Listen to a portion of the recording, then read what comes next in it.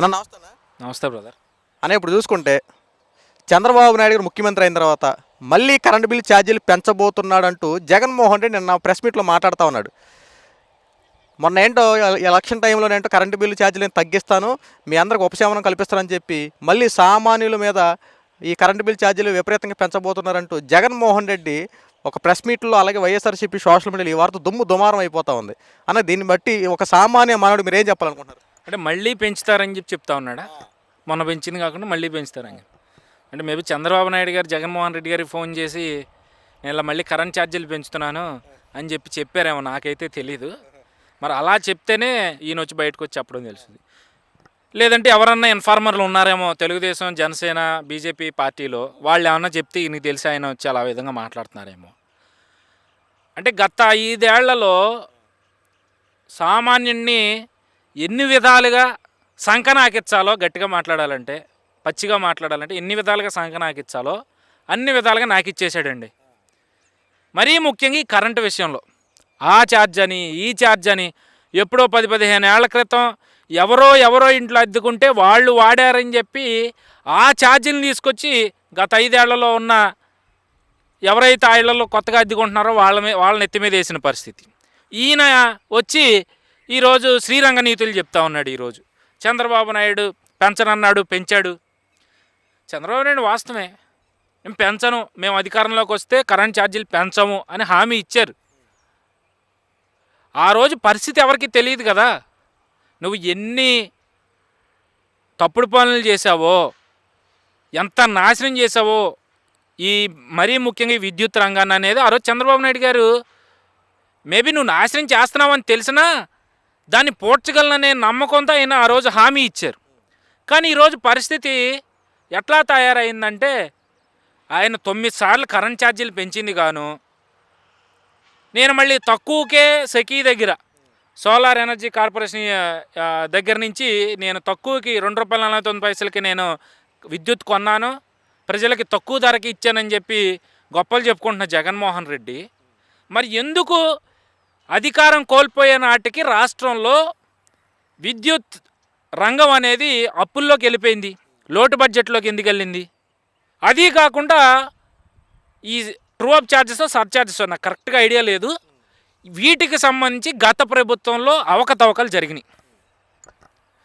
Something ₹1.5 ఎంత అనుకుంటా అండి, అంతే అనుకుంటా, ₹1.50, ₹1.40 అట్లాగా. సో ఇప్పుడు అదే ఈరోజు మీ కరెంటు ఛార్జీలు పెంచట్లేదండి. అక్కడ పాయింట్ ఏంటంటే ఆయన ఏ మాట మీద ఉన్నాడో, నేను కరెంట్ ఛార్జీలు పెంచను అని హామీ ఏదైతే ఇచ్చారో అదే హామీ మీద ఆయన నిలబడ్డారు. ఈరోజు ఆయన కరెంట్ ఛార్జీలు పెంచట్లా, సంథింగ్ అదర్ ఏదో ఛార్జెస్ ఉన్నాయి. బట్ నాకు తెలిసిన సమాచారం ప్రకారం ఆ ఛార్జెస్ మీద ప్రభుత్వం ఫైన్ వేస్తూ ఉంది. అది కామన్గానే ఏది అంటే మీరు అడగొచ్చు, ఏది చేసినా అంతిమంగా నష్టపోతుంది ప్రజలే కదా అని. సార్ కానీ ఇక్కడ వేరే ఆప్షన్ కనపడట్లా ప్రభుత్వానికి. ఈరోజు ఆ పరిస్థితి చెయ్యకపోతే ప్రజలకి నాణ్యమైన కరెంటు ఇవ్వాల్సిన పరిస్థితి ప్రభుత్వం మీద ఉన్నప్పుడు ఆ పని చేయకపోతే ఆ పరిస్థితి కనిపించట్లేదు. ఇక్కడ ఆ పరిస్థితి కల్పించుకోవాలి అంటే జగన్మోహన్ రెడ్డి చేసిన తప్పుని సరిదిద్దాలి అంటే వీళ్ళకి వేరే ఆప్షన్ కనపడలా. సో మేబీ అందుకని ఈ ఛార్జెస్ వేసి ఉండొచ్చు. సో ఈ మరొకసారి కరెంట్ ఛార్జీలు పెంచుతారు అని చెప్పి జగన్మోహన్ రెడ్డి గారు ఏదైతే చెప్తా ఉన్నారో, మేబీ జగన్మోహన్ రెడ్డి గారి ఏదైతే వ్యాపార సంస్థలు ఉన్నాయో వాటిల్లో ఏమన్నా పెంచుతారేమో, లేదంటే వాళ్ళ ప్యాలెస్ల్లో ఏమన్నా పెంచుతారేమో. ఎందుకంటే ఆయన ఆదాయం గతంకన్నా ఇప్పుడు పెరిగింది కదా. సో మరి ఆయన కట్టే స్థాయి ఆయనకు ఉంది కాబట్టి ఆయనకి ఏమైనా పెంచుతారేమో. ప్రజలకైతే ఆయన ఇక మీద అలాంటి భారం వెయ్యరనే నేను ఆశిస్తూ ఉన్నా. ఒకవేళ అలాంటి పరిస్థితి వస్తే మాత్రం ఏదైతే జగన్మోహన్ రెడ్డి ఫేస్ చేశాడో ప్రజల నుంచి, ఈ కూటమి ప్రభుత్వం కూడా ఖచ్చితంగా అది ఫేస్ చేసే పరిస్థితి రానుంది. మీరు ఇప్పుడు పెంచినా ప్రజలు దాని గురించి పెద్దగా డిస్కస్ చేసుకోవట్లా, ఏదో కొత్తగా పెట్టిన ఛార్జెస్ గురించి. ఎందుకు అంటే సరే ఇప్పుడే కదా ప్రభుత్వం అధికారంలోకి వచ్చింది, గత 5 ఏళ్లలో జగన్మోహన్ రెడ్డి ఎన్ని విధాలుగా నాశనం చేయాలో అన్ని విధాలుగా నాశనం చేశాడు కాబట్టి దాన్ని దారిలోకి తీసుకురావాలంటే ఇలాంటి చిన్నవి కామన్ అనేది సామాన్య ప్రజలు కూడా ఆలోచిస్తున్న పరిస్థితి ఈరోజు. సో కాబట్టి దాని గురించి పెద్దగా ఎవరో మాట్లాడుకోవట్లా. ఇంకొకసారి పెంచుతున్నామనే కాన్సెప్ట్ ఏదైనా తెర మీదకి వచ్చింది అంటే మాత్రం ఖచ్చితంగా కూటమి ప్రభుత్వం ప్రజల నుంచి అయితే వ్యతిరేకత ఎదుర్కోవాల్సిన పరిస్థితి వస్తుంది అనేది మాత్రం కూటమి నాయకులు గుర్తుపెట్టుకుంటారని అయితే నేను అనుకుంటున్నా. ఎందుకంటే ఇప్పటికే ప్రతిపక్ష పార్టీలు జగన్మోహన్ రెడ్డిని పక్కన పెడితే ఏదైతే లెఫ్ట్ పార్టీలు ఉన్నాయో సిపిఎం కావచ్చు, లేదంటే కాంగ్రెస్ పార్టీ కావచ్చు, వాళ్ళు ఇప్పటికే ప్రభుత్వాన్ని ఎండగడతా ఉన్నారు. పెంచనన్న చంద్రబాబు నాయుడు ఈరోజు పెంచాడు, మోసం చేశారు, అది ఇది అని. ప్రజలు ఎవరు దాని గురించి పట్టించుకోవట్లేదు కాబట్టి అది పెద్దగా ప్రజల్లోకి వెళ్ళలేదు. ఇక మీదట ఆ పని చెయ్యరని నేను ఆశిస్తూ ఉన్నా. జగన్మోహన్ రెడ్డి అంటారా, బురద చల్లడానికి తెల్లారు లేచిన కానీ అదే పనిలో ఉంటాడండి. బురదలో డొల్లే పందికి పని ఏముంది చెప్పండి? వెళ్ళిందా, దానికి నచ్చింది తినదా, ఆ బురదలో పడి డొల్లిందా? ఆ బురద వెళ్ళేటప్పుడు ఒళ్ళు జలదరించుకుంటే పక్కనోడి మీద పడుతుంది కదా మరి. సో ఆ విధానంతో, ఆలోచన విధానంతో ఈరోజు జగన్మోహన్ రెడ్డి మాట్లాడితే తాడేపల్లి నుంచి వచ్చి ప్రెస్ మీట్ పెడతాడు తప్పితే వాస్తవ రూపంలో అయితే మాత్రం ఏ మాట మీద అయితే ఉందో కూటమి ప్రభుత్వం మేము కరెంట్ ఛార్జీలు పెంచమని, అదే మాట మీద ఈ రోజుకి నిలబడింది, ఇక మీద కూడా నిలబడుతుంది అనేది అయితే ప్రతి ఒక్కరు కూడా ఆశిస్తూ ఉన్నారు. కూటమి నాయకులు కూడా అదే చెప్తా ఉన్నారు.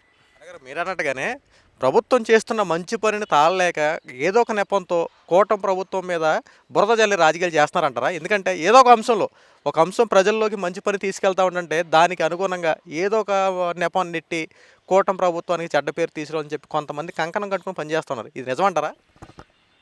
మీరు చెప్పండి, ఈ 6 నెలలు మీకు ఎక్కడ కనపడలేదా?